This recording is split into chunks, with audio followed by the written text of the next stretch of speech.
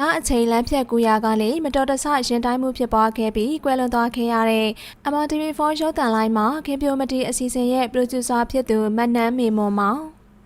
မင်္ဂလာပါပရိသတ်ကြီးရှင်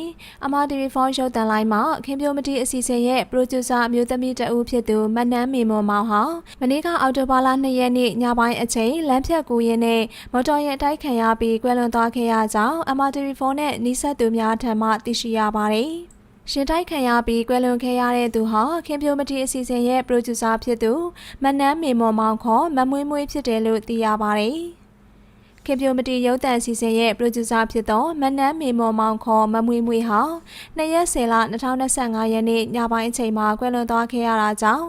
MRTV4 မိသားစုနဲ့ခင်ပြိုမတီအဖွဲ့သားများမှလွန်စွာဝမ်းနည်းကြေကွဲရပါတယ်လို့ခင်ပြိုမတီအစီအစဉ်ရဲ့လူမှုကွန်ရက်စာမျက်နှာမှာဖော်ပြထားတာလည်းဖြစ်ပါတယ်။ထို့အတူအစီအစဉ်တင်ဆက်သူတအုပ်ဖြစ်တဲ့သဇင်နွယ်ဝင်းကလည်းစီးမရှိကမ်းမရှိအထင်းကွက်မရှိဗရန်ပဒါမူယူတောက်စားပျော်ပါရန်ကားကြတဲ့ညနက်လူတွေ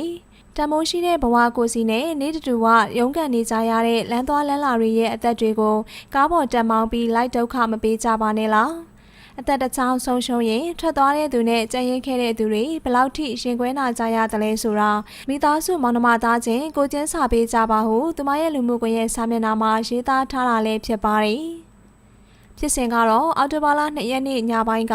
ရန်ကင်းမြို့နယ်ကဘာကြီးဖျားလန်တရားချမှတ်တိုင်နဲ့ချော်ရင်းကုန်းမှတ်တိုင်ကြားအမျိုးသမီးတဦးကိုမော်တော်ယာဉ်တိုက်ခံရတာကြောင့်တွားရောက်ကူညီခဲ့ရကြောင်းမိုးစီလနာပရိဒအသင်းကပြောပြထားတာလည်းဖြစ်ပါတယ်ကျွန်တော်တို့မြောက်ဥက္ကလာစီယုံကိုပို့ဆောင်လိုက်ပါတယ်လို့တွားရောက်ကူညီခဲ့တဲ့လူမှုကူညီရေးအသင်းမှတာဝန်ရှိသူတဦးကပြောပြထားတာလည်းဖြစ်ပါတယ်မနန်းမြေမုံမောင်ခေါ်မမွေးမွေးဟာရှင်တိုက်ခံခဲ့ရပြီးဆေးရုံသို့ပို့ဆောင်နေစဉ်လမ်းမှာကလေးကကွယ်လွန်သွားခဲ့တာဖြစ်တယ်လို့လည်းသိရပါတယ်။ကွယ်လွန်သူမနန်းမြေမုံမောင်ခေါ်မမွေးမွေးရဲ့နာရီကိုတော့အော်တိုဘာလ4ရက်နေ့ညနေ4နာရီရေဝေးသုတ်တံမှာပို့ဆောင်တကြိုမှာဖြစ်တယ်လို့လည်းသိရပါတယ်။